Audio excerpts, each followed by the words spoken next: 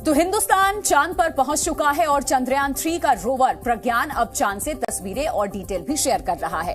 मगर प्रज्ञान रोवर के लिए सबसे बड़ी जिम्मेदारी चांद पर पानी के सबूत तलाशना होगा, क्योंकि जब प्रज्ञान चांद पर पानी की खोज कर लेगा तो ये स्पेस साइंस की सबसे बड़ी खोज होगी और इसरो के नाम एक और इतिहास दर्ज हो जाएगा। एक रिपोर्ट आपको दिखाते हैं।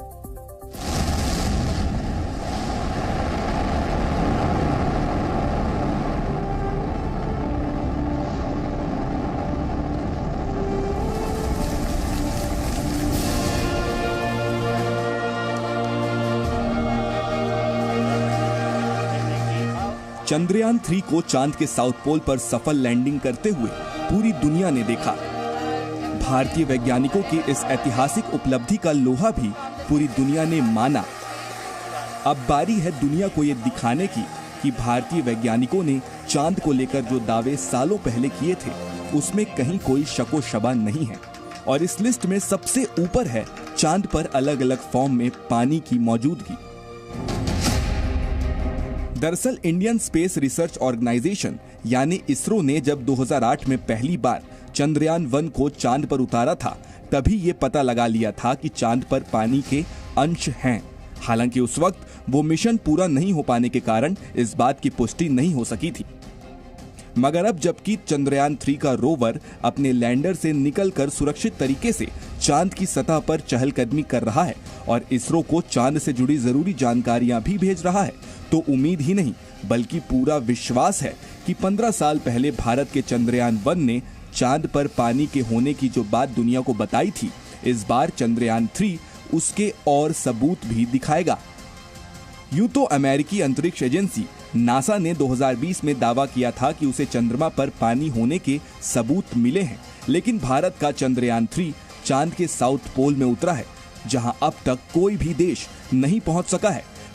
लिहाजा अगर हिंदुस्तान चांद के इस हिस्से में पानी का खुलासा करने में कामयाब होता है तो ये अंतरिक्ष विज्ञान की सबसे नई और बड़ी खोज होगी। और इसके बाद पूरी दुनिया भारत के वैज्ञानिक भारत की थ्योरी को फॉलो करेंगे। वैसे भी जोहान्सबर्ग में पीएम मोदी ने ब्रिक्स समिट के दौरान जब दुनिया को संबोधित किया तो साफ शब्दों में कहा कि चांद के साउथ पोल पर चंद्रयान 3 की सक्सेसफुल लैंडिंग केवल भारत ही नहीं बल्कि दुनिया भर के वैज्ञानिकों के लिए बड़ी उपलब्धि है और इससे सभी तरह के सुधार लाने में मदद मिलेगी।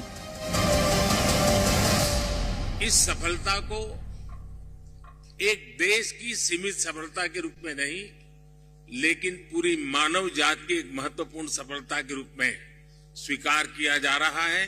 ये हम सभी लोगों के लिए अत्यंत गर्व का विषय है और भारत के वैज्ञानिकों को पूरे विश्व की तरफ से अभिनंदन का अवसर है।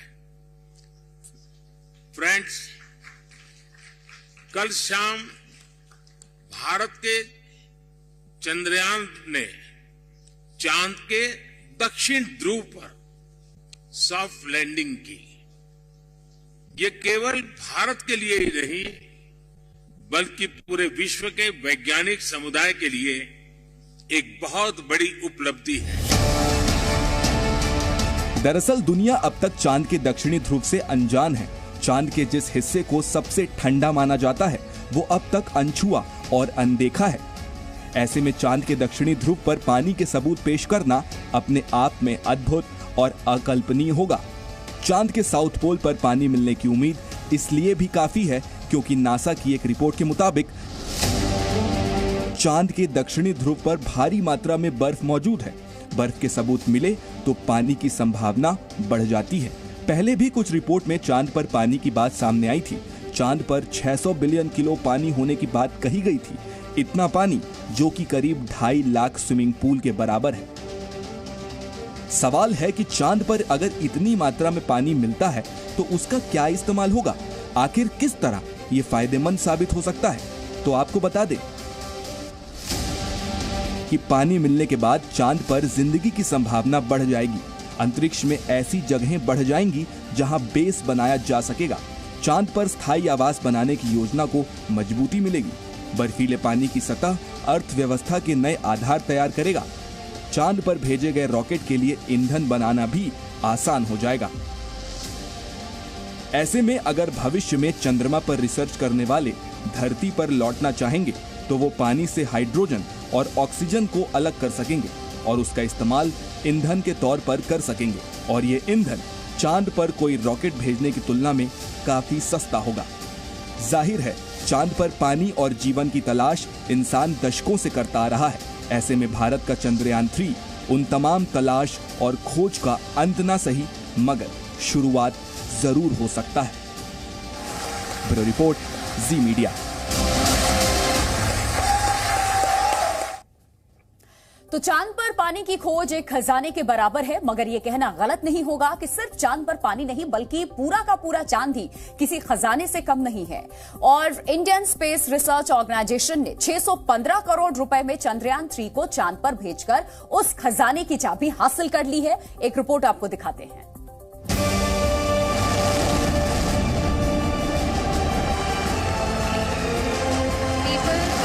चांद पर चंद्रयान 3 अब इंडिया की चांदी।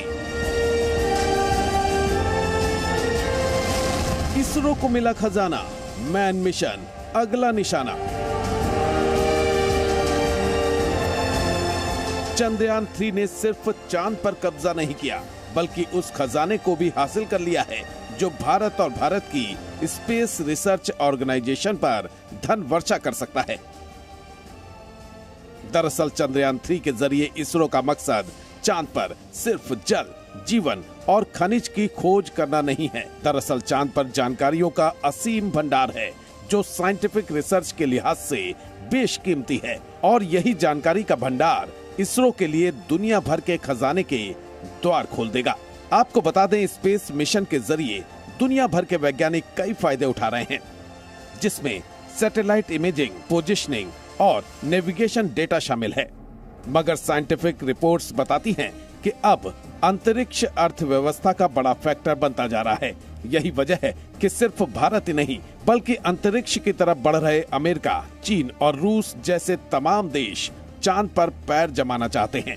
और अब चूंकि भारत चांद के दक्षिणी ध्रुव पर पहुंचने वाला इकलौता देश बन गया है, इस लिहाज से चंद्रयान 3 की सफलता अंतरिक्ष के क्षेत्र में नई तकनीक और जानकारी का वो खजाना है जिसके जरिए भारत की स्पेस इकोनॉमी को बढ़ावा मिलना तय है।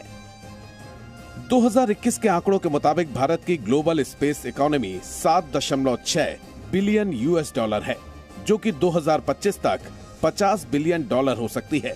वहीं ग्लोबल मार्केट में इंडियन स्पेस का हिस्सा महज 2% है, लेकिन मिशन चंद्रयान 3 की सफलता के बाद 2030 तक इसके 9% होने की उम्मीद है। इस वक्त अमेरिका इंडियन स्पेस के 40% शेयर के साथ ग्लोबल मार्केट में पहले नंबर पर काबिज है, जबकि दूसरे नंबर पर ब्रिटेन है जिसका मार्केट शेयर 7% है। मगर चंद्रयान 3 की कामयाबी के बाद दुनिया की बड़ी ताकतें और अमेज़न जैसी कंपनियां अब भारतीय स्पेस रिसर्च ऑर्गेनाइजेशन इसरो से डील कर सकती हैं, जिससे देश का खजाना भी भरेगा। वैसे तो इसरो चीफ सोमनाथ ने चंद्रयान 3 की सफलता के साथ ही चांद पर मैन मिशन जैसी भविष्य की योजनाओं के संकेत भी दे दिए हैं। गगनयान का कई लॉन्चेस होंगे, पहला लॉन्च होगा सितंबर अक्टूबर तरह, उसके बाद दिसंबर जनवरी में भी। तो क्या 2025 तक हम अंतरिक्ष में पहुंचा पाएंगे गगनयान को?